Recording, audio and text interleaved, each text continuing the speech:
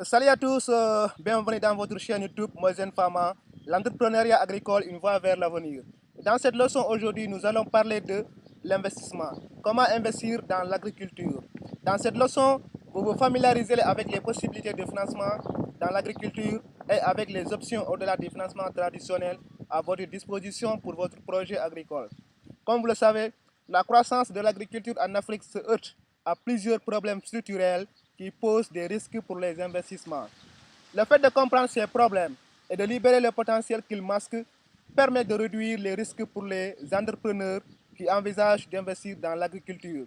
Donc, je voudrais vous montrer comment, en tant qu'entrepreneur, vous pouvez forger des partenariats avec des agriculteurs, des propriétaires terriens et des négociants en produits agricoles pour créer un écosystème qui profite à tous. Donc, rendez-vous tout à l'heure après mon intro.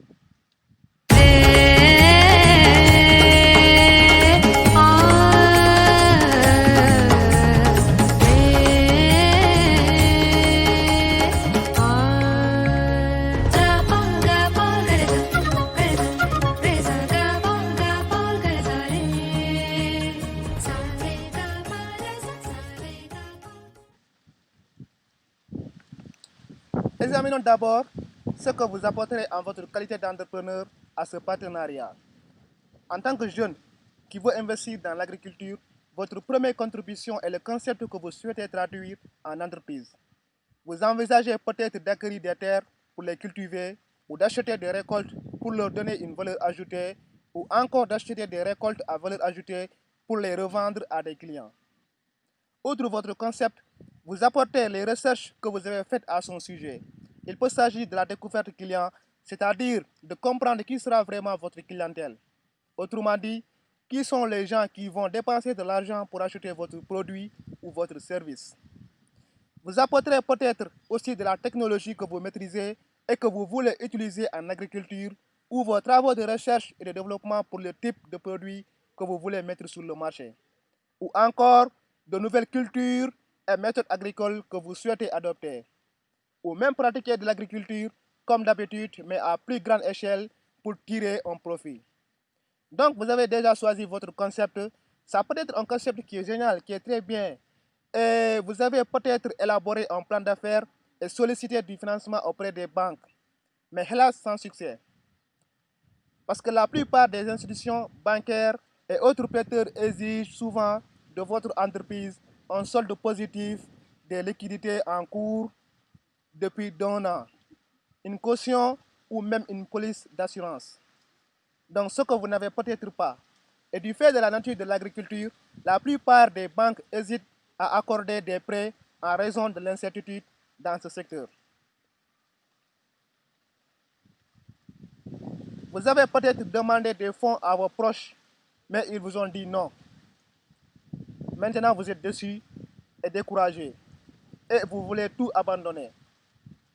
On sait que partout dans le monde, les entrepreneurs font face à de tels défis.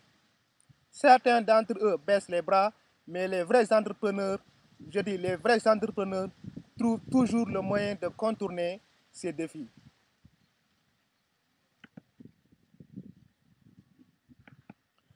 Donc, nous allons examiner dans un deuxième temps comment contourner ces défis. Le plus important est de savoir qui sont les gens dans votre chaîne de valeur. Si vous voulez pratiquer ou si vous voulez vous lancer dans la production agricole, ces gens seront les propriétaires terriens, les usufruitiers, les ouvriers agricoles, les fournisseurs de semences, les vendeurs d'outils et de matériel, les transporteurs et les acheteurs de vos produits une fois récoltés. Si vous avez l'intention d'ajouter de la valeur à des tomates, par exemple, vous aurez à déterminer qui fera partie de la chaîne de valeur. Des producteurs de tomates aux négociants dans les villages, en passant par les négociants en gros dans les villes et les exportateurs. Tous ces gens dans votre chaîne de valeur doivent faire un profit. Certains se contentent de prix bas parce qu'ils ont du mal à trouver une main-d'œuvre fiable pour faire la récolte et acheminer leurs produits au marché. Et ils n'ont pas d'autre choix. Certains ne savent pas comment donner une valeur ajoutée à leurs produits pour gagner plus. Dans la plupart des cas, les gens créent des coopératives qui ont en fait du mal à trouver le leader visionnaire qui les guidera vers la croissance. Si vous avez des compétences en matière de leadership, d'affaires et d'organisation, vous pourriez bien être ce leader-là. Alors, comment placerez-vous dans cette chaîne si vous n'avez que peu ou pas de capitaux? Comment trouverez-vous ces gens quand vous ne connaissez personne? Et comment gagnerez-vous leur confiance une fois que vous les aurez trouvés? Et partout en Afrique, il y a des terres, il y a des agriculteurs. Mais vous ne pouvez pas aller partout. Restreignez votre concept pour bien cerner l'affaire que vous voulez monter. Si vous voulez cultiver du maïs, du riz ou bien des légumes, demandez à vos amis et à vos associés d'affaires où on trouve ces cultures ou faites des recherches sur Internet. Par exemple, si vous êtes au Sénégal et que vous voulez cultiver du riz, donc la première chose, c'est de vous renseigner sur les zones de production du riz au Sénégal. Une fois que vous aurez repéré les endroits où votre produit est cultivé, concentrez-vous sur les systèmes fonciers et la disponibilité des terres, mais aussi sur l'évaluation de la situation en matière de sécurité dans les zones de conflit. Par exemple, aujourd'hui, si je dois cultiver, si je dois me lancer dans la production du riz, la première chose que je dois faire, je dois me renseigner les principales zones de production du riz au Sénégal. Par exemple, si on me dit qu'au Sénégal, on produit du riz à Richard Toll, donc je dois me renseigner sur les systèmes fonciers à Richard Toll. Et l'étape qui suit, logiquement, c'est d'essayer de voir si parmi vos contacts sur les réseaux sociaux, vous connaissez quelqu'un d'originaire de l'endroit ciblé. Si vous ne connaissez personne, donc le mieux c'est prendre le car et aller jusqu'à l'endroit pour chercher des gens qui peuvent vous accueillir. Donc une fois arrivé sur place, cherchez le leader local et faites-vous accueillir par cette personne. Présentez-vous et soyez prêts à discuter en détail de la raison de votre visite dans la région. D'après plusieurs expériences, la plupart des leaders locaux vous logeront chez eux pour la nuit et vous présenteront à d'autres personnes qui vous seront utiles. Vous devrez être ouvert et clair sur ce que vous recherchez. Si vous voulez louer des terres, dites-le. Si vous voulez trouver quelqu'un qui a beaucoup de terres non cultivées et avec qui vous aimeriez vous associer, dites-le aussi. Dans la plupart des cas, les gens qui ont des terres non cultivées vont aussi vouloir que vous vous associez avec eux. Vous avez trouvé un terrain et maintenant, il vous faut de la main-d'œuvre. N'oubliez pas, le fait d'être présenté par le responsable local contribue énormément à votre crédibilité. Alors, où trouve-t-on de la main-d'œuvre quand on a peu ou pas de capital? Tournez-vous vers les gens qui vous ont demandé d'exploiter leur terre. Dites-leur que vous ne pouvez pas exploiter toute leur terre, mais que vous pouvez collaborer avec eux tous et leur offrir une opportunité et un revenu. Demandez-leur de s'associer avec vous, de produire des cultures, de désherber et de récolter, et vous partagerez les bénéfices. Éventuellement, vous pouvez les aider à lancer une coopérative et à trouver des investisseurs désireux de soutenir les coopératives. Une coopérative est un groupe d'agriculteurs ou d'éleveurs qui s'unissent pour partager les ressources dans le but d'en tirer des avantages économiques qui n'obtiendraient pas à eux seuls. Les membres d'une coopérative peuvent ensemble acheter des marchandises, négocier des contrats de vente et commercialiser leurs produits. Le fait d'être dans une coopérative rend aussi l'entreprise plus attrayante aux yeux des prêteurs parce que le risque étant réparti sur plusieurs fermes au lieu d'une seule. Donc, vous avez vu dans un premier temps, je vous ai expliqué comment investir dans l'agriculture si, par exemple, vous voulez vous contenter seulement dans la production. Et si vous n'avez pas envie de cultiver, mais vous cherchez plutôt à ajouter de la valeur à du maïs ou bien du riz, et dans ce cas, par où commencer? Vous devez vous tourner vers les gens qui cultivent ce qui vous intéresse.